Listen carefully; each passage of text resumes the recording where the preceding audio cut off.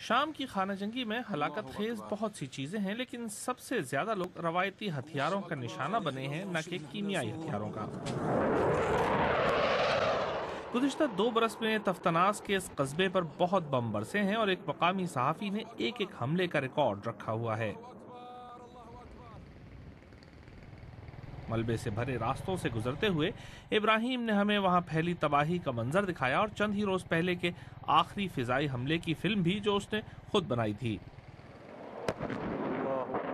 اس حملے میں 14 لوگ ہلاک اور بہت سے زخمی ہوئے تھے۔ باغیوں نے تفتناز میں ٹھکانے ضرور بنائے ہیں، لیکن سرکاری جوابی کارروائی کا نشانہ عموماً عام شہری بنتے ہیں۔ گزشتہ کچھ دنوں میں تفتناز پر حملے بڑھ گئے ہیں اور ابراہیم کے خیال میں اس کی وجہ ممکنہ امریکی فضائی حملے ہیں۔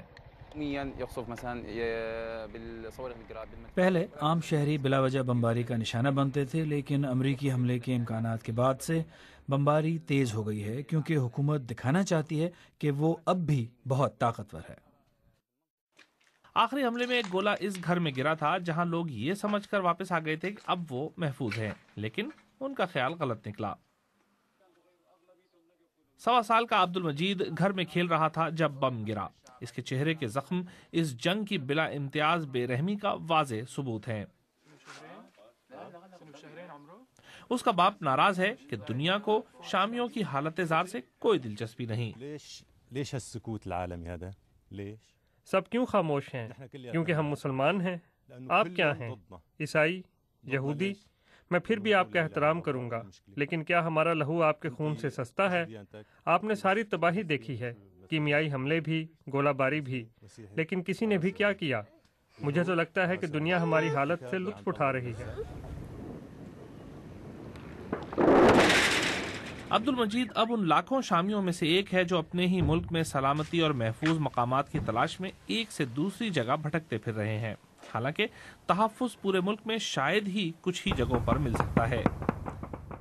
اگر ایک فریق امریکی حملوں کے خدشات میں مبتلا ہے تو دوسرا فریق اسے نادر موقع سمجھ رہا ہے۔ صدر اسد کے مخالف باغی حملوں کے بعد پیش قدمی کی منصوبہ بندی کر رہے ہیں، لیکن اگر حملے نہ ہوئے تو اس سے باغیوں میں ناراضی بڑھے گی اور شاید مغرب کے ساتھ کام کرنے کے خواہش مند باغی گروپ مزید الگ تھلگ ہو جائیں۔ شام پر قبضے کی اس لڑائی میں بہت سے علاقے ویران ہو گئے ہیں۔ رات میں حکومت کے زیر قبضہ علاقوں کی روشنیاں یوں لگتا ہے کہ باغیوں کے اندھیرے علاقوں کا مذاق اڑا رہی ہوں۔